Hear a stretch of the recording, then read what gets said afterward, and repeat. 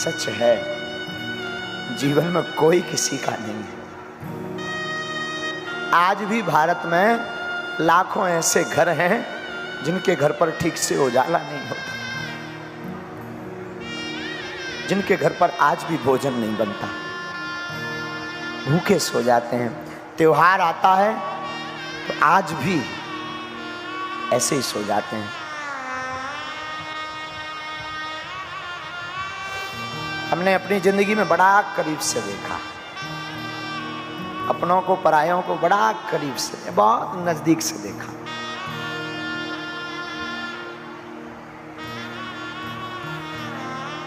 वो बातें बहुत याद आती, वो जिंदगी की रातें बहुत याद आती, वो सूनी गलियां, वो अंधेरा मकान,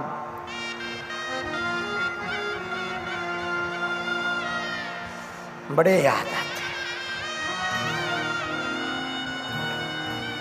तब हम अपने बचपन काल में जहां रहते थे,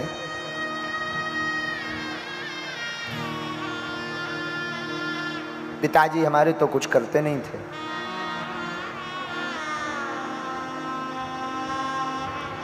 आठ साल तक हमने अपने गांव में भिक्षा मांग करके पेट पाला है।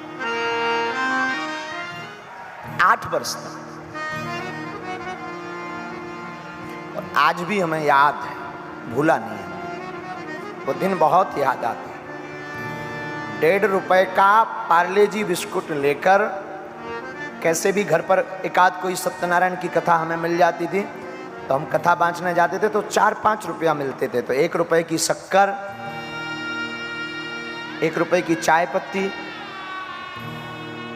1 रुपए का कुछ और सामान, 1.5-2 रुपए का पार्ले जी आता था।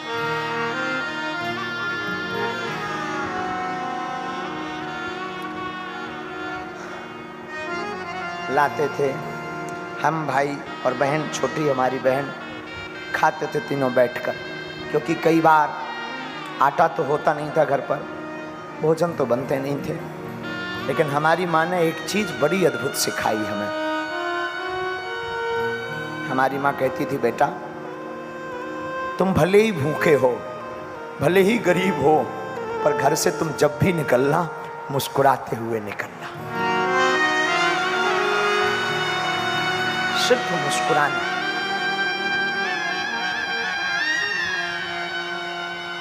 बस आज भी हमें वो दिन याद हैं। 8 साल की यात्रा में अनेक बार ऐसे दिन आए जब लोग हमारे पिताजी का निमंत्रण के कार्ड पर नाम नहीं लिखते थे,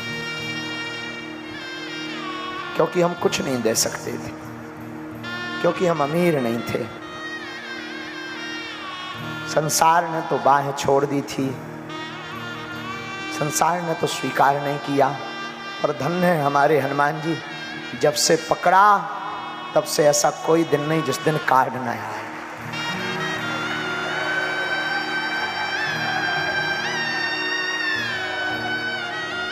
बालाजी करें किसी के दिन जिंदगी में वो दिन ना आए जो हमने अपनी जिंदगी में बहुत भोगे हैं।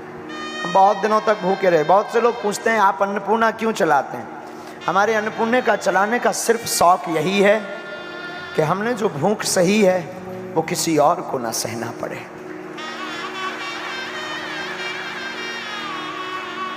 हमारी माँ अद्भुत थी, अद्भुत है, अद्भुत। आज भी हमारी माँ, कोसों दूर रहते हैं और माँ के हमेशा नजदीक रहते हैं। सच में हमें अपनी जिंदगी में जो माँ ने सिखाया ना, वो किसी ने नहीं सिखाया। बहुत।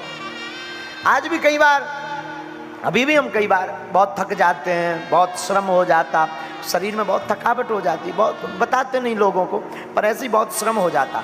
आज भी हम गांव के गांव में रहते पर माँ को मिलने नहीं जा पाते। और हमारी माँ आज भी 1.5 किलोमीटर पैदल धूप में चलकर आती है, पैदल। और आज भी वो जब भी नजदीक आती है पूरी थकावट मिट जाती है। नाम है तो बदनाम भी होते रहते हैं, बीच बीच में कई बार बड़े बड़े संकट आते हैं। तो गुरुजी तो हमारे मार्गदर्शक हैं ही हैं, बालाजी तो हमारे साथ ही हैं, तो गम नहीं रहता, हमेशा मुस्कुराते रहते, जो होगा देखा जाएगा। पर हमसे कोई पूछे कि दूसरा बल आपका क्या है संसार में, हम संसार में बहुत अमीर लोग हमारे चेला हैं, बहुत बड़े बड़े आदमी हमारे चेला हैं, पर हम उनको अपना बल नहीं मानते। दूसरा बल अगर हमसे कोई पूछता है तो वो हमारी माँ है। हमारी माँ जब भी आती, एक तो वो कुछ देखती नहीं, और अगर कभी टीवी में बड़ी न्यूज़ें चल जावें, कोई बड़ा हम उपद्रव बोल दें, कोई ऐसा बयान दे दें, तब माँ देखे भी तो माँ के शब्द बहुत ऊंचे होते थे। बेटा चिंता मत करो, विपत्ति तो भगवान राम पर भी आई, लेकिन उन्होंने भी मुस्कुरा कर सही, तू चिंता मत करना, मैं हूं।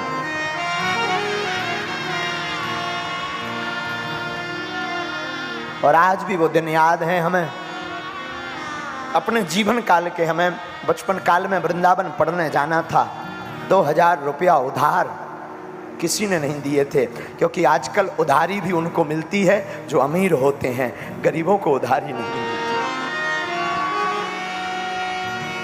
वृंदावन नहीं जा पाए, पढ़ नहीं पाए, भागवत नहीं पढ़ पाए, ब्रजवास नहीं मिल पाया, लेकिन शायद हमारे हनुमान जी को और कुछ मजा थी और कोई मौज थी। हनुमान जी ने ऐसी लीला की कि वृंदावन तो नहीं जा पाए, पर भागवत करने लगे और ब्रज का वास जरूर मिलने लगा। सच है, लेकिन हमने कभी अपने बागेश्वर बालाजी को नहीं छोड़ा। उनका परिणाम, उनकी कृपा ऐसी है कि आज आपके बीच में हम बैठकर कुछ बोलने लायक हैं। हम फिर कहेंगे, तुम अमीरों की बेटियों के विवाह में जा पाओ या ना जा पाओ, तुम अमीरों के साथ खड़े हो पाओ या ना हो पाओ, पर मैं प्रार्थना करूंगा आज की कथा में उनकी बेटियों के विवाह में जरूर जाना जिनकी क्षमता 2 रुपयों की हो। क्योंकि अमीरों को तो लाखों लोग होते हैं, लाखों रुपए के महंगे महंगे गिफ्ट देने वाले, लाखों लोग साफा बांधकर अपने रुपयों का खर्च करके बेटी के विवाह में पहुंच जाते, पर गरीब के घर की बेटी में कोई नहीं पहुंच पाता। तुम उसके साथ खड़े होना जिसका कोई ना हो।